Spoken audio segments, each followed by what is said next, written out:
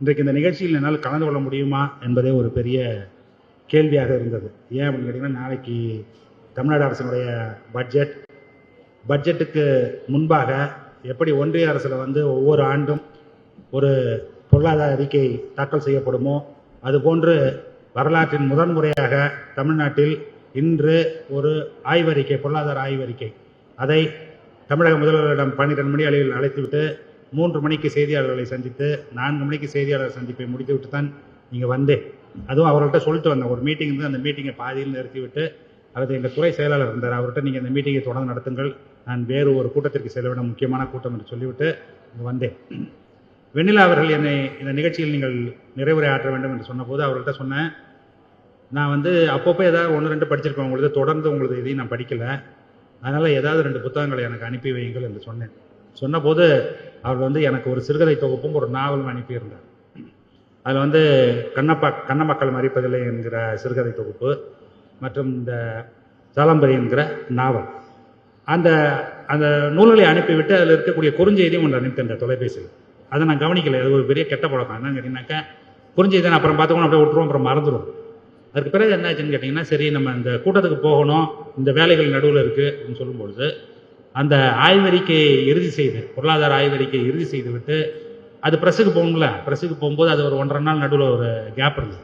இந்த 1.5 நாள் கேப்பில் என்ன செய்ய ஆரம்பித்தேன் அப்படின்னு கேட்டிங்கனாக்கா, முதல்ல சிறுகதையை படிச்சுடுவோம், அதான் ஈஸியாக இருக்கும் அப்படின்னு சொல்லிட்டு முதல்ல சிறுகதையை படிக்க ஆரம்பித்தேன். சிறுகதையை படிக்கும்போது என்னன்னு கேட்டிங்கனாக்கா, எப்பயுமே சிறுகதை படிக்கும்போது முன்னாடியும் பின்னாடியுமா படிக்கிறது எப்படின்னா, வெவ்வேறு காலகட்டங்களில் எழுதிட்டே வருவாங்க. இது மாதிரி எழுதிட்டே வரும்போது கால ஓட்டத்தில் நம்ம எழுத்து, நம்ம பார்வை எல்லாமே மாறும். அது மாதிரி மாறும்போது வெண்ணிலானுடைய எழுத்து எப்படி மாறி இருக்கிறது அப்படின்னு தெரிஞ்சுக்கொண்டு முதல் கதையை படிக்கிறது, கடைசி கதையை படிக்கிறது, முதல் கதை 2வது கதையை படிக்கிறது, கடைசி கதைக்கு முதல் கிடையாது, இப்படி மாற்றி மாற்றி மாற்றி படிச்சுக்கிட்டே வரும். அது மாதிரி ஒரு 10-12 கதைகளை படித்து விட்டு, சரி இது ஓரளவுக்கு நமக்கு இந்த போக்கு எப்படி இருக்குன்னு என்பது பிடிபட்டு இருக்கிறது, அதனால் நாவல் எப்படி இருக்குன்னு பார்ப்போம் அப்படின்னு சொல்லிட்டு வெண்ணிலாவிடம் வந்து மற்றொரு குறுஞ்செய்தி வந்தது.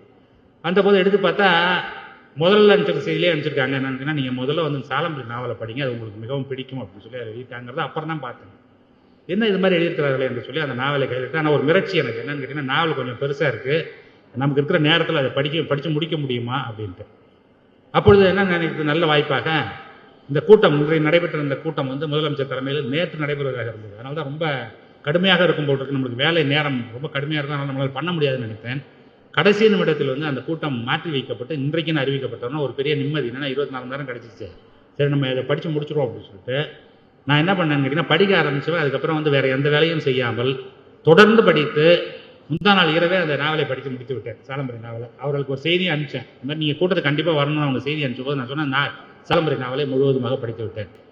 அந்த நாவலை படித்து விட்டு எனக்கு தோன்றிய கருத்து என்ன அப்படின்னு கேட்டிங்கனாக்கா, அதாவது இது வந்து ஒரு நாவலாசிரியை செய்ய வேண்டிய பணியா அப்படிங்கிற ஒரு கேள்வி என்னுள் எழுந்தது. ஏன்னு கேட்டிங்கன்னா, நான் 40 ஆண்டு காலமாக ஒரு தமிழ்நாட்டில் ஏற்பட்டிருக்கக்கூடிய சமூக பொருளாதார மாற்றங்கள் என்பது குறித்து நான் ஆய்வு செய்வதை காரணமாக வேறு ஆய்வுகள் எந்தெல்லாம் இருக்கிறதோ, அது பொருளாதாரத்தில் இருப்பது, சமூகவியலில் இருப்பது, மானுடவியலில் இருப்பது, வரலாற்றில் இருப்பது என்று பல ஆய்வு கட்டுரைகளையும் புத்தகங்களையும் தொடர்ந்து படித்து வருபவன். அது குறித்து அதை படித்தாதான் நம்ம இந்த கட்டுரைகளையும் எழுத முடியும். அந்த மாதிரி இருக்கும் பொழுது அதை தொடர்ந்து படித்து கொண்டே இருக்கிறேன். அப்படி படிக்கும் பொழுது எனக்கு மிகப்பெரிய ஆச்சரியம் என்ன அப்படின்னு கேட்டிங்கனாக்கா, திராவிட இயக்கத்தை பற்றி நான் தொடர்ந்து தனியாக படித்துக் கொண்டிருக்கிறேன், சமூக மாற்றங்களை பற்றி தொடர்ந்து தனியாக படித்துக் கொண்டிருக்கிறேன். அதை போதுமான அளவுக்கு இவர்கள் ஆய்வு செய்யவில்லை என்ற வருத்தம் எனக்கு உண்டு. அதை என்னால் முழுவதுமாக ஈடு செய்ய முடியாவிட்டாலும் ஓரளவுக்கு அதை செய்து பார்த்து விட வேண்டும் என்ற சில முயற்சிகளெல்லாம் நான் செய்தது உண்டு. அதனுடைய ஒரு முயற்சி தான் இந்த மாதிரி வந்து தமிழகத்தில் நிலப்பிரபுத்துவம் எப்படி மாற்றி அமைக்கப்பட்டது, எப்படி வீழ்ந்தது என்ற ஒரு நெடிய கட்டுரை. அது ஒரு புத்தகமாக கூட வந்திருக்கிறது. முதலில் ஆங்கிலத்தில் எழுதி அது பின்னர் தமிழில் எழுதி வந்தது. அது வந்து தமிழ்ச்செல்வன் அவர்களுக்கு கூட நான் அனுப்பிச்சிருக்கேன். அது மாதிரி அந்த சமயத்தில் எழுதிய கட்டுரைகள், பல கட்டுரைகளை அவருக்கு நான் அனுப்பிச்சேன், ஒரே தவணையாக எல்லாத்தையும் படிச்சு பாருங்க என்னென்னலாம் நடந்துகிட்டு கொண்டு இருக்கிறது அப்படின்ட்டு. அந்த மாதிரி எழுதியிருக்கிறமே தவிர, வெண்ணிலா வந்து இந்த சாலம்பரி நாவல் எழுதியிருக்கக்கூடிய விஷயம் வந்து எனக்கு அப்படியே பிரமிப்பாக இருந்தது. என்ன பிரமிப்பாக இருந்ததுன்னா, இதை யார் செய்திருக்க வேண்டும், ஏன் செய்யவில்லை அப்படிங்கிறது. வெண்ணிலா எழுதக்கூடிய காலம் 1955 அந்த காலகட்டத்திலிருந்து 75 அப்படிங்கிற காலகட்டத்திற்குள் தமிழ்நாட்டில் மிக முக்கியமான சமூகவிய பொருளாதார வரலாற்று ஆய்வுகள் நிகழ்ந்திருக்கின்றன. எப்படின்னு பர்டிகுலராக கிராமப்புறங்களில் வந்து என்ன மாதிரி நிகழ்வுகள்லாம் நடந்து கொண்டிருக்கின்றன என்பதை பெரிய முன்னணி ஆந்த்ரோபாலஜிஸ்ட், முன்னணி சோசியாலஜிஸ்ட்லாம் நிறைய பண்ணியிருக்காங்க. ஆனால் அந்த புத்தகங்கள் எல்லாம் நான் திரும்ப மீளாய்வு செய்து யோசித்து பார்த்தேன். வெளியில் இருக்கக்கூடிய ஒரு விஷயம் கூட அவர்கள் கண்ணில் எப்படி புலப்படாமல் போகிறது என்பது எனக்கு மிகப்பெரிய ஆச்சரியமாக இருந்தது. என்ன அப்படின்னு கேட்டிங்கன்னா, இது ஒரு பெரிய கனவு. என்ன கனவு? இந்த திராவிட இயக்கமும் திராவிட முன்னேற்ற கழகமும் பெரிய கனவோடு தான் இங்கு வருகிறார். வரும்பொழுது என்ன கனவு அவர்களுக்கு இருக்கிறது அப்படின்னு கேட்டீங்கன்னாக்கா, பிரெஞ்சு புரட்சியில் பேசப்பட்ட சமத்துவம் சகோதரத்துவம் தான் வந்து வேணும் அப்படின்னு சொல்லிட்டு பேசும்பொழுது அதற்கான களம் எப்படி அங்கே இருக்கிறது, உண்மையான நிலவரம் என்ன அப்படின்னு பார்க்குறாங்க. இங்கே இருக்கக்கூடிய ஜாதி, மேல் கட்டமைப்பு, படிக்கட்டு கட்டமைப்பு, மேல் ஜாதி கீழ் ஜாதி, வாழ்க்கை முறையில் பார்த்தீங்கன்னா இவனுக்கு அவனுக்கு எந்த வித்தியாசமும் இல்லை. ஆனால் இவனும் தினக்கூலியாக தான் இருக்கான், அவனும் தினக்கூலியாக தான் இருக்கான். என்ன வேடிக்கை அப்படின்னு கேட்டிங்கன்னா, நெதவு செய்பவன் அதே ஜாதியை சேர்ந்தவனுடன் தின கூலியாக இருக்கிறது தான் கிட்டத்தட்ட. ஆனால் தலிதா இருப்பவன் வந்து இவர்களிடம் முதலியாளர்களிடம் வந்து என்னது நெசவு செய்யக்கூடிய முதலியாளர்களிடம் தினக்கூலியாக இருக்கிறான். இவர்கள் அவர்களுக்கும் வாழ்க்கையில் வந்து பெரிய அளவு வித்தியாசம் இல்லை. இவர்களுக்கும் வீட்டில் சமைப்பதற்கு அரிசி இல்லாமல் போகிறது, அவர்களுக்கும் வீட்டில் சமைப்பதற்கு அரிசி இல்லாமல் போகிறது. ரெண்டு பேருமே யார்ட்டையாவது போய் நிற்க வேண்டிய அவசியம் இருக்கிறது. ஆனால் என்னன்னாக்கா, அந்த ஜாதிங்கிற ஒரு மனநோய் இருக்குல்ல, அந்த மனநோயின் காரணமாக நான் உயர்ந்தவன் என்கிற நினைப்பும் திமிரும், அவர்கள் தாழ்ந்தவர்கள் என்ற முறையில் அவர்களை பேசுவதும் அப்படிங்கிறது. அப்போ இந்த மாதிரி ஒரு காலகட்டத்தில் எப்படி இந்த மாதிரி ஒரு கட்சியை கட்டி எழுப்புவது? இது இந்த சங்கடம் இருக்குல்ல, இந்த சிக்கல் வந்து திராவிட இயக்கத்துக்கு மட்டுமல்ல, இடதுசாரிகளுக்கும் அந்த சிக்கல் இருந்து கொண்டு இருக்கிறது இப்பொழுதும். இது எப்படி நம்ம ஃபேஸ் பண்றது அப்படிங்கிறது அன்றாட வாழ்வு. இது பத்தாதுன்னு சொல்லி, ஜாதி பத்தாதுன்னு சொல்லி, மதம், கடவுள், சம்பிரதாயங்கள், பழக்க வழக்கங்கள்ங்கிற பேர்ல இதெல்லாம் இருக்கிறது. இந்த மாதிரி ஒரு காம்ப்ளெக்ஸான ஒரு உலகத்தில் இந்த மாதிரி ஒரு கனவை எப்படி நாம் காண்பது அப்படிங்கிறது. அதில் அண்ணாதுரையினுடைய கனவு பெரியாருடைய கனவிலிருந்து வேறுபட்டதாக இருக்கிறது. அண்ணாதுரையுடைய கனவு என்னவாக இருக்கிறது என்று சொன்னால், பெரியார் வந்து நாம் ஒரு சமூக சீர்திருத்த இயக்கமாகவே நம்ம இயக்கத்தை கொண்டு சென்ற வேண்டும், அதற்காக தொடர்ந்து போராட்டங்களை முன்னெடுக்க வேண்டும், அதன் வழியாக சமுதாயத்தை மாற்ற வேண்டும் என்று நினைக்கும் பொழுது அண்ணா என்ன நினைக்கிறாரு அப்படின்னு கேட்டீங்கன்னாக்கா, இதெல்லாம் இருக்கட்டும், நமக்கு அடிப்படையில் இருக்கட்டும், ஆனால் தேர்தல் அரசியல் ஒன்று இருக்கிறது. தேர்தல் அரசியல் வந்து தேர்தல் அரசியல் ஜனநாயகம் நமக்கு ஒரு பெரிய வாய்ப்பை நமக்கு வழங்குகிறது. அந்த வாய்ப்பு நம்ம கையில் கிடைக்கும் என்று சொன்னால் நம்மால் பல மாற்றங்களை எளிதாக கொண்டு வர முடியும் அப்படிங்கிறது தான் அவருடைய கணக்காக இருந்தது. இந்த நாவலை படித்து விட்டுட்டு எனக்கு வந்து பல இடங்களில் எனக்கு எப்படின்னா நெத்தியில் பொட்டில் அறிஞ்ச மாதிரி இருந்தது. எப்படி பொட்டில் அறிஞ்ச மாதிரி இருந்தது அப்படின்னா, இப்பொழுது எனக்கு முன்னால் என்னை பற்றி அறிமுகம் நடத்திய தம்பி அவர்கள் சொன்னார்கள், இந்த மாதிரி வந்து திராவிட இயக்கத்தின் மீது வைக்கப்பட்ட குற்றச்சாட்டுக்கெல்லாம் மிக ஆணித்தரமாகவும் ஆதாரபூர்வமாகவும் நான் பல சந்தர்ப்பங்களில் பதிலளித்துள்ளேன் என்று. அது மாதிரி நான் பதிலளித்ததில் ஒன்று உங்களுக்கெல்லாம் மிக நன்றாக தெரிந்திருக்கும். எப்படி அப்படின்னு கேட்டீங்கன்னாக்கா, இலவசங்கள்ங்கிற பெயரில் அரசு வழங்கக்கூடிய திட்டங்களை தொடர்ந்து அவர்கள் கேவலமாக பேசிக் கொண்டிருந்தது. அதாவது வாங்கக்கூடிய மக்களை பிச்சைக்காரர்கள் பூர்வம், கொடுக்கக்கூடியவர்களை ஏமாற்றுக்காரர்கள் பூர்வம் அவர்கள் சித்தரித்துக் கொண்டிருந்ததை நான் கடுமையாக விமர்சித்திருக்கிறேன். அவனை செருப்பால் அடிக்க வேண்டும் என்றெல்லாம் பேசியிருக்கிறேன், எழுதியிருக்கிறேன். ஏன் அது மாதிரி பேசினேன் அப்படின்னு சொன்னீங்கன்னாக்கா, அதுக்குண்டான விடை வந்து எதிர்ப்புனாக்கா இந்த நாவலில் இருக்கிறது. எந்த இடத்துல இருக்கு அப்படின்னு பார்த்தீங்கன்னா, படித்துக்கொண்டே வந்தேன். ஒரு இடத்தில் வடிவேல் முதலியார் சொல்றாரு. என்ன சொல்றாருன்னு கேட்டீங்கன்னாக்கா, எத்தாப்புல இருக்கிற இன்னொரு முதலியாரை பார்த்து, நீ வந்து பணம் வச்சிருக்கிற, வீட்டுக்கு போனால் சோறு இருக்கும், ஆனால் இன்னை வரைக்கும் உன் வீட்டு சந்து வழியா குண்டான தூக்கிட்டு வச்சுட்டு முதலியார் விட்டம்மா சோறு இருந்தால் போடுன்னு கேட்கக்கூடிய ஒரு சூழல் இருக்கு. அது ஏன் நடக்குது அப்படின்னு என்னைக்கா யோசிச்சு பார்த்துருக்கியா? அதெல்லாம் மாற்ற வேணாமா நம்ம அப்படின்னு சொல்லும்போது நான் நினைச்சு பார்த்தேன், 1950 60 இந்த மாதிரி இருந்த பேர் அவலம் இருக்குல்ல, சாப்பாட்டுக்காக போய் ஒருத்தர் வீட்டில் கையேந்தி நிற்பது, பிச்சைக்காரனை போய் வாழ்வது அப்படிங்கிற ஒரு கேவலம் இருக்குல்ல, எவ்வளோ பெரிய கேவலம், சுயமரியாதைக்கு எவ்வளோ பெரிய இழுக்கு இல்லையா? அந்த மாதிரி அந்த இழுக்கை நீக்க வேண்டும்னு ஒரு இயக்கம் கனவு காண்கிறது அப்படின்னு சொன்னா, வெறும் கனவாக மட்டும் இருந்தால் போதுமா அப்படிங்கிறதுல அண்ணாதுரை வராரு. என்ன அண்ணாதுரை வராருன்னு கேட்டீங்கன்னா, அரசியல் அதிகாரம் என்பது வேண்டும் அப்படின்னு. அரசியல் அதிகாரம் வந்த பிறகு என்ன நடக்கிறது? அந்த கனவை கைவிட்டு விட்டோமா அப்படிங்கிறதா இல்லை. கலைஞர் கையில் ஆட்சி வருகிறது 1970 போராடி பார்க்கிறார்கள் ஒன்றிய அரசோடு, எங்களுக்கு போதுமான அளவுக்கு உணவு தானியங்களை கொடுங்கள், எங்கள் மக்களுக்கு நாங்கள் இதை விநியோகிக்க வேண்டும் என்று சொல்லும்பொழுது அதற்கெல்லாம் இங்கு ப்ரொவிஷன் இல்லை, உங்களுக்கு இதை தான் கொடுப்போம் என்பது மட்டுமல்ல, இன்றைக்கு போலவே இன்றைக்கு என்ன நடந்து கொண்டிருக்கிறதோ அரசியலில் ஒன்றிய அரசுக்கும் மாநில அரசுக்கும் அதே போன்ற அரசியல் அப்பொழுது நடக்கிறது. பஞ்சம் வந்திருக்கு அப்படின்னு சொன்னாக்கா என்ன செய்யறதுன்னு கேட்டீங்கன்னாக்கா, எஃப்சிஐலேருந்து குடோன்லேருந்து அரிசியை கொடுக்க மாட்டாங்க. ஏன் அப்படின்னு கேட்டிங்கன்னா, மாநிலத்தை ஆளக்கூடிய கட்சிக்கு கெட்ட பெயர் வர வேண்டும் அப்படிங்கிறது. இப்போ வந்து ரொம்ப வெளிப்படையாக ரொம்ப பிரேசனாக செய்கிறார்கள். அப்பொழுது இவ்வளவு வெளிப்படையாக இவ்வளவு பிரேசனாக செய்யவில்லை என்றாலும் அப்பொழுதும் அது நடந்தது. அப்போது ஆற்றிய எதிர்வினை தான் என்ன அப்படின்னு கேட்டீங்கன்னாக்கா, சென்னைக்கு திரும்பிய பிறகு முதல்ல ஒரு முதலமைச்சராக பொறுப்பேற்றுக் கொள்கிறார். அப்போ ஜெகஜீவன் ராம் தான் உணவுத்துறை அமைச்சர் ஒன்றியத்தில். மிக கடுமையான அரிசி தட்டுப்பாடு இருக்கிறது. தட்டுப்பாடு இருக்கும்போது டெல்லிக்கு போனால் எப்பயுமே புதுசாக சீஃப் மினிஸ்டர் ஆனால் என்ன செய்யணும், கன்வென்ஷன் என்ன அப்படின்னு கேட்டிங்கன்னா, மரபு என்னன்னு கேட்டிங்கன்னா, போய் நாட்டினுடைய தலைமை அமைச்சரை சந்தித்து நான் இந்த மாதிரி முதலமைச்சராக இருக்குன்னு சொல்லிட்டு அவர்கிட்ட வந்து அறிமுகப்படுத்திட்டு வரணும். அதுக்காக கலைஞர் போறார். இங்கேருந்து மொரார்ஜி தேசாய் தான் என்னது நாட்டினுடைய தலைமை அமைச்சர். அவர்கிட்ட போகிறப்ப என்ன செய்யறாருன்னா, டெல்லி ஏர்போர்ட்டில் இறங்கி நேராக ஜெகஜீவன் ராம போறாரு. ஜெகஜீவன் ராமுக்கும் கலைஞருக்கும் வந்து ஒரு பெரிய நெருக்கம் உண்டு. என்ன காரணம் அப்படின்னு கேட்டிங்கன்னா, அவர் வந்து ஒரு தாழ்த்தப்பட்டவர், இவரும் வந்து ரொம்ப மிகவும் எளிமையான பின்னணியிலிருந்து வரக்கூடியவர்களால 2 பேரும் வெவ்வேறு கட்சியில் இருந்தாலும் ஒருவருக்கு ஒருவர் மிக அணுக்கமான ஒரு தொடர்பு உண்டு. அப்போ பிளேனை விட்டு இறங்கி இவர் என்ன பண்ணுறாரு, நேராக இவர் தான் போய் பார்க்க போகிறார் ஜெகஜீவன் ராம். ஜெகஜீவன் ராம் ரொம்ப மூத்த அரசியல்வாதி, பழுத்த அரசியல் அனுபவம் கொண்டவர். அவர் போய் பார்த்தோன்னா அவர் சொல்கிறார், இவர் ரொம்ப வேகமான ஆளுங்கிறது ஜெகஜீவன் ராமுக்கு தெரியும். அப்போ அவர் சொல்கிறாரு, மற்ற மாதிரி பேசுகிற மாதிரி இந்த ஆள்கிட்ட பேசாத. யார்கிட்ட? மொரார்ஜி தேசாய்கிட்ட. அந்த ஆள் ஒரு கடுப்படுத்தவன், என்ன செய்வான்னு தெரியாது, அதனால் ஜாக்கிரதையாக இரு அப்படின்னு சொல்லிட்டாரு. அப்படின்னு சொன்னால் சரி சரி அப்படிங்கிறாரு. சரி, இப்போ எதுக்கு என்னை பார்க்க வந்தேன்னு கேட்குறாரு. இந்த மாதிரி கடுமையான உணவு தட்டுப்பாடு நிகழ்வு, அதனால் எனக்கு வந்து அரிசி வேணும் அப்படின்னு சொல்கிறார். சரி, ஒரு 50,000 டன் நான் இப்போ சாங்ஷன் பண்ண சொல்கிறேன், நீ போயிட்டு வாங்குறாரு. சரின்னு போகிறாரு. அப்படின்னு சொல்லிட்டு அவர் சொல்கிறாரு, நீ வந்து அவர்கிட்ட போய் மரியாதையாக நடந்துக்க பேசு அப்படின்ட்டு. அடுத்த நாள் காலையில் அவர் போய் மொரார்ஜி தேசாயை பார்க்கும்போது எடுத்தோடனே சண்டையில் தான் ஆரம்பிக்குது. எப்படி சண்டையில் ஆரம்பிக்குதுன்னு கேட்டிங்கன்னா, இவர் ஏதோ ஒரு கோரிக்கை மனு கொடுக்குறாரு. என்னன்னு கேட்குறாரு. இந்த மாதிரி எனக்கு பணம் வேண்டியது நடத்துறதுக்கு அப்படின்னு ஏதோ சொல்கிறார். ஏதோ சில 1000 கோடிகள், சில 1000 அப்பெல்லாம் சில 10 கோடிகள் தான், அப்பெல்லாம் ஏதோ 1000 கோடி அப்படின்னு சொல்லும்போது மொரார்ஜி தேசாய் கேட்குறாரு, பணம் என்ன மரத்தில் காய்க்குதுன்னு நினச்சிக்கிட்டு இருக்காங்க. அது கலைஞர் பதில் சொல்கிறாரு, மரத்தில் காய்ச்சா நான் ஏன் உங்கள்கிட்ட வந்து கேட்குறாரு. அப்படிதான் அது முடிஞ்சு போச்சு. அந்த மீட்டிங் கடைசியில் பணமும் கிடைக்கல, இது முடிஞ்சு போச்சு. திரும்ப ஏர்போர்ட்டுக்கு வர வழியில் மறுபடியும் ஜெகஜீவன் ராம் பார்க்க போகிறாரு. என்னையா காலைல போனியா, மீட்டிங் என்ன ஆச்சுன்னு சொன்னோன்னே நடந்தது சொல்லியிருக்காரு. சொன்னார், நான் தான் உன்ட்ட சொல்லி அனுப்பிச்சேன்ல, அவர் ரொம்ப கடுப்படுத்தாது, ஜாக்கிரதையாக பேசுங்க.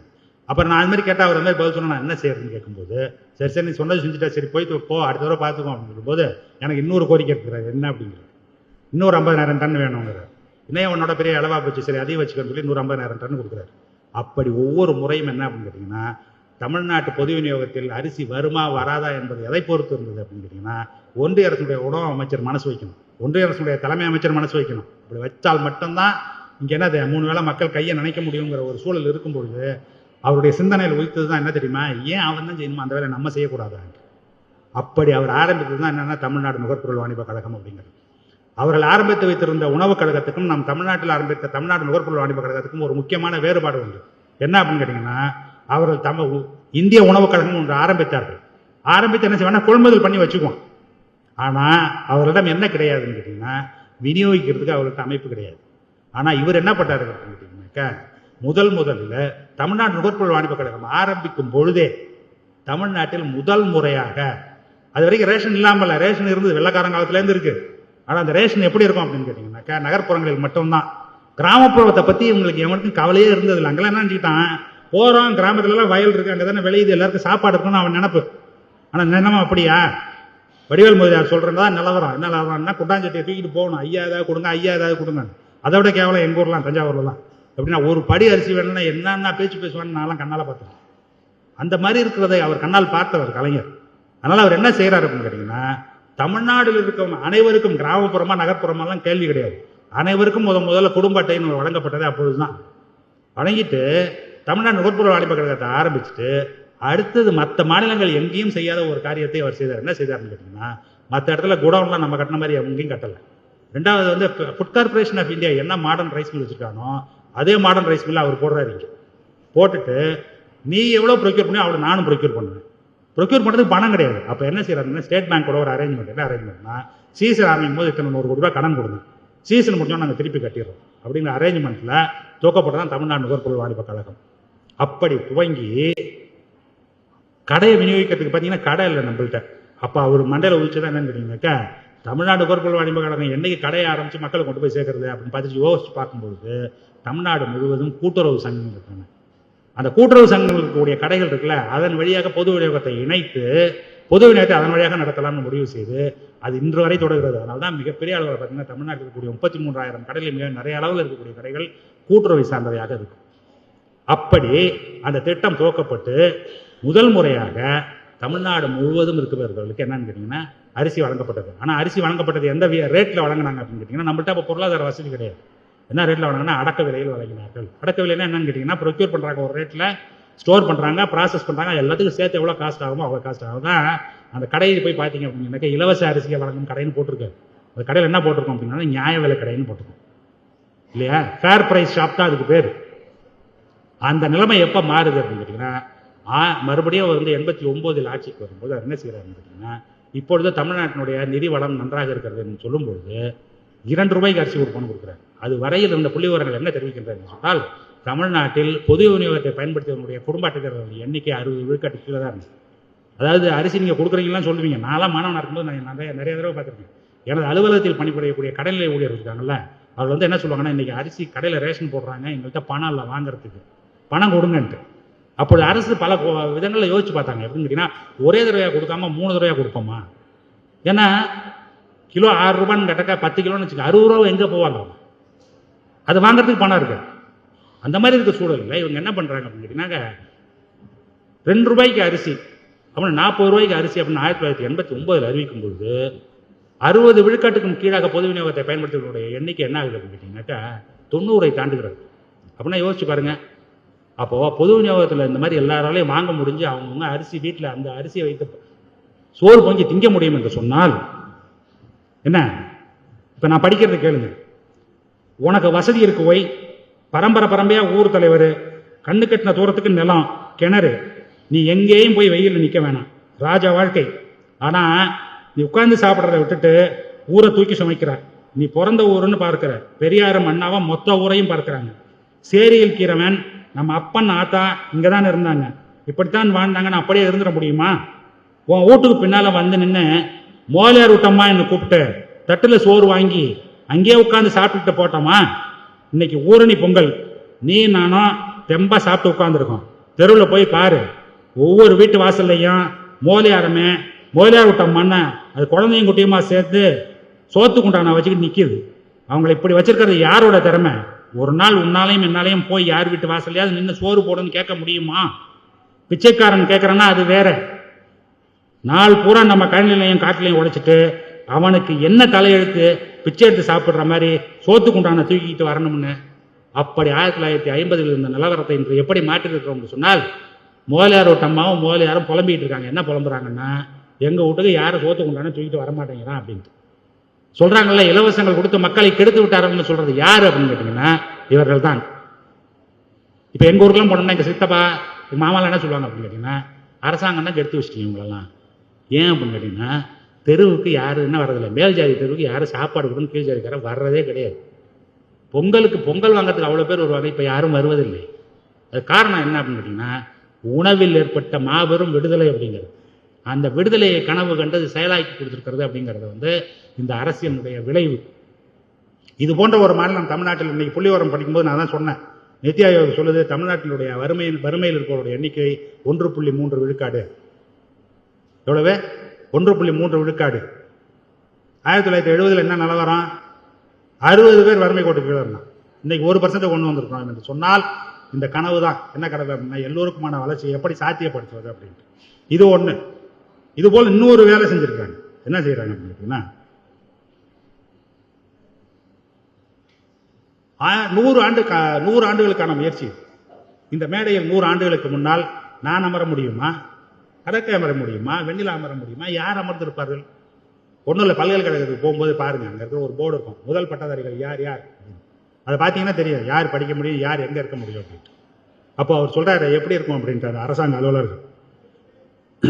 நம்ம ஆளுங்க அவர் ஒருத்தர் சொல்றாரு என்னன்னு கேட்டீங்கன்னா, இந்த மாதிரி இடத்துல போய் நம்ம ஆளுங்க உட்காரணையா, நம்ம ஆளுங்க உட்கார்ந்தாதான் என்ன நடக்கும், இதுக்கு நியாயம் பிறக்கும் அப்படின்ட்டு. நம்ம ஆளுங்கன்னா யாருன்னு ஒருத்தர் கேட்கிறாரு.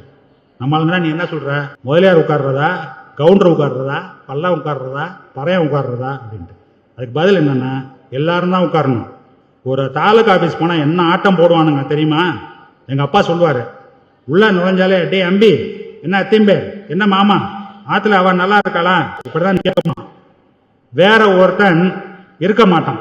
எவனாவது நம்ம குப்பனும் சுப்பனும் இருந்தா கூட சிவனேன்னு வாய் பேச முடியாத பங்கா இருக்கிற வேலையாத்தான் இருக்குமா.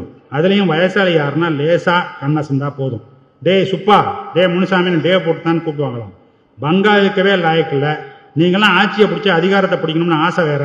கூரை ஏறி கோழி பிடிக்காத முடியாதவங்களுக்குலாம் வானம் மாரி வைகுண்டம் போகிறதுக்கெல்லாம் இதுக்கிட்ட ஆசைப்படுறீங்க. இதுதான் பேச்சு. நான் ரொம்ப இது வந்து 50ல் பற்றி வெண்ணில் எழுதியிருக்காங்க. நான் பள்ளிக்கூடத்துக்கு போகும்போதெல்லாம் எனக்கு வயசு, நான் பிறந்தது 61, நான் 66 67 தான் பள்ளிக்கூடத்துக்கு போக ஆரம்பிக்கிறேன். ஆனால் எங்கள் அப்பா வந்து ஒரு அரசு அலுவலர்னால பள்ளிக்கூடத்தில் ஆசிரியர் வந்து கேவலமாக நடக்கிறதுக்கு பயப்படுவாங்க. ஏன்னா அதெல்லாம் பஞ்சாயத்து யூனியன் பள்ளி, எங்கள் அப்பா அரசு அலுவலகத்தில் இருக்கிறதுனால ரொம்ப மரியாதையாக என்ன மட்டும் மரியாதையை நடத்திடுவாங்க. ஆனால் மற்ற மாணவர்களை எப்படி நடத்தினார்கள் என்பது எனக்கு இன்னும் நன்றாக நினைவு இருக்கிறது. ஃபர்ஸ்ட் எடுத்தோன்னு என்ன தெரியுமா, நீங்களாம் ஏன் படிக்க வர்றீங்கிறதான் கேள்வியாகவே இருக்கு. மாடு மேய்க்க போபவர்கள் எதற்கு படிக்க வருகிறீர்கள்? நீங்களாம் படிக்க வந்தால் யார் மாடு மேய்க்கும்? என் காது பட கேட்டிருக்கேன் எத்தனையோ முறை. அப்படி இருந்ததை இப்பொழுது எப்படி மாற்றி இருக்கிறோம்? இப்போது அரசாங்க அலுவலகத்தில் இந்த மாதிரி குரல் கேட்கிறதா? திராவிட நிவாசன் ஒரு புக் இருக்கு, நாராயணன் ஒருத்தர் இருக்காரு, அதை எடுத்து படிச்சு பாருங்க. 1967 கலைஞர் முதலமைச்சரான பிறகு அவர் செய்த ஒரு காரியம், வெளியில் சொல்லாமல் செய்த காரியம் என்னன்னு கேட்டீங்கன்னா, தமிழ்நாடு தேர்வாணைக்குழு வழியாக ரிசர்வேஷன் பாலிசி ஸ்ட்ரிக்டா இம்ப்ளிமெண்ட் பண்ண வச்சு அதிகாரத்தில் யார் உட்காருதுங்கிறத பரவலாக்கல். இன்றைக்கு ஒரு செய்தித்தாளில் ஒரு பேப்பர் வந்து தெரியுமா, இது வந்து வெறும் ஜாதிய பரவலாக்கல் மட்டுமல்ல. இன்றைக்கு செய்தித்தாளில் இருக்கக்கூடிய செய்தி என்னன்னு கேட்டீங்கன்னா, நம்முடைய பொதுப்பணித்துறையில் இருக்கக்கூடிய பொறியாளர்களுடைய எண்ணிக்கையில் 60 விழுக்காட்டினர் பெண்கள் அப்படிங்கிறது. போன வருடம் வந்து குரூப் 1 தேர்வில் தேர்வாளர்களில் 80% பெண்கள். இன்னும் சில ஆண்டுகளில் பார்த்தீங்க அப்படின்னு சொன்னீங்கன்னா, மாவட்டத்தில் அநேகமாக எல்லா மாவட்ட ஆட்சியர்களும் பெண்கள் இருக்கிறதுக்கு வாய்ப்பு இருக்கிறது. எல்லா மாவட்டங்களிலும் இருக்கக்கூடிய சூப்பரண்ட் ஆஃப் போலீஸ் யார் இருப்பா? பெண்கள் இருப்பாங்க. எங்கள் அரசு அலுவலகத்தெல்லாம் பார்த்தீங்கன்னாக்கா பெரும்பான்மையானவர்கள் பெண்கள் தான். இந்த நிலைமை எப்படி வந்தது? இந்த நிலைமை எப்படி வந்தது? பெண்களுக்கு அளிக்கப்படும் கல்வி, பெண்களுக்கு அளிக்கப்படும் வேலை வாய்ப்பு, சமத்துவம்னாக்க வெறும் ஜாதிக்கு மட்டும் இருக்கக்கூடிய சமத்துவம் இல்லை, பெண்களுக்கும் ஆண்களுக்கும் இருக்கக்கூடிய சமத்துவம். இதெல்லாம் மாபெரும் கனவு. அந்த கனவை கண்டதால் தான் நம்மால் திட்டங்களை எல்லாம் தீட்ட முடிந்திருக்கிறது. அதையெல்லாம் வரலாற்றில் யாரும் பதிவு செய்யவில்லை. என்ன புள்ளி விவரங்களாகத்தான் இருக்கின்றன. அந்த ப்ராசஸ் இருக்குல்ல, எப்படி அது நடந்தது அப்படின்னு, அதெல்லாம் யாருமே பண்ணல. அதை பற்றி கவலையே படலை. ஏன் அப்படின்னு கேட்டிங்கன்னாக்கா, நம்ம இந்த இயக்கங்கள்லாம் இருக்குல்ல, இந்த இயக்கங்கள் செய்ததெல்லாம் என்னன்னு கேட்டிங்கன்னா, நமக்கெல்லாம் கல்லூரியிலும் பல்கலைக்கழகங்களிலும் வேலை செய்யும் வாய்ப்பை வழங்கியது. ஆனால் இங்கு வந்தவர்கள் எல்லாம் நாமெல்லாம் என்ன செய்தோம் அப்படின்னு பார்த்தீங்கன்னாக்கா, நாமெல்லாம் ஒன்றும் செய்யவில்லை. அவ்வளோதான். ஏதோ ஒரே ஒரு வெண்ணில மட்டும் ஒரு நாவல் எழுதியிருக்காங்க. என்னன்ட்டு இந்த கண்ட கனவே அவர்கள் கற்பனையிலேருந்து எழுதியிருக்காங்கன்னு வச்சுக்குவோம். ஆனால் நடைமுறையில் இவ்வளவு ஆசிரியர்கள் இருக்கிறோம். பொருளாதாரத்தில் ஆசிரியர்கள் இருக்கிறோம், சோசியாலஜியில் ஆசிரியர்கள் இருக்கிறோம், ஆந்த்ரோபாலஜியில் ஆசிரியர்கள் இருக்கிறோம், ஹிஸ்ட்ரியில் ஆசிரியர்கள் இருக்கிறோம். யாருக்கும் இது தெரியாதா? ஏன் இது யாரும் டாக்குமெண்ட் பண்ணக்கூடாதா? பண்ணவில்லை. அதுதான் கண்டிஷன். அப்போது நம்ம சமுதாயம் எவ்வளவு ஒரு கேவலமான சமுதாயமாக இருக்கிறது என்பது மாணவர்களாக நீங்கள் சிந்தித்து பார்க்க வேண்டும். இந்த வாய்ப்பின் வழியாக நான் உங்களுக்கெல்லாம் சொல்வது என்ன என்று சொன்னால், கண்ணை திறந்து பாருங்கள், சமுதாயம் எப்படி இயங்கிக் கொண்டிருக்கிறது, சமுதாயம் எப்படி மாறிக்கொண்டிருக்கிறது என்று. அதை நாம் உணர்வதும் அதை பதிவு செய்வதும் நம் மனிதர்களை அனைவரும் கடமை. கடற்கரை பேசும்போது சொன்னார், வெண்ணிலா வந்து ஒரு கவிஞராக இருக்கிறார், வரலாற்று ஆசிரியர், புதினங்களை படைப்பவராக இருக்கிறார், அம்மாவாக இருக்கிறார், மனைவியாக இருக்கிறார், பப்ளிஷராக இருக்கிறார் என்று. அதுலேருந்து நீங்கள் தெரிஞ்சுக்க வேண்டியது என்னன்னு கேட்டிங்கன்னா, வேலையில் பங்கு பெறுவது அப்படின்னு சொன்னாக்க வெறும் போய் சம்பாதிச்சுட்டு வர்றது மட்டுமல்ல, இது போன்ற பணிகள் சொல்லுறது. நான் வெண்ணிலாவுக்கும் பெண்களுக்கு மட்டும் சொல்லவில்லை, ஆண்களுக்கும் சேர்த்து தான் சொல்கிறேன். என்ன, நமக்கு வழங்கிய வாய்ப்பை நாம் தவறவிடக்கூடாது என்பதை எனது வேண்டுகோளாக வைத்து இந்த வாய்ப்புக்கு நன்றி கூறி இந்த அருமையான நாவலை படைத்திருக்கக்கூடிய வெண்ணிலா அவர்களுக்கு அந்த வாழ்த்துக்களை தெரிவித்து விடைபெறுகிறேன். நன்றி, வணக்கம்.